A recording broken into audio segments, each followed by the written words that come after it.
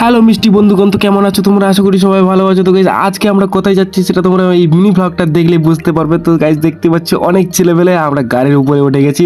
তো গাইজ দেখতেই পাচ্ছ আজকে আমরা কোথায় যাচ্ছি। আজকে আমরা যাচ্ছি বিয়ে বাড়িতে গাইজ। আর কথা বলতে বলতে গাইজ আমরা পৌঁছে গেলাম একদম রায়গঞ্জে। আর আমাদের গন্তব্যস্থল হচ্ছে রায়গঞ্জ সিজগ্রাম। আমরা হচ্ছি মেয়ে পক্ষ, মেয়ে তো আমরা কালকে বিদায় দিয়ে দিচ্ছি।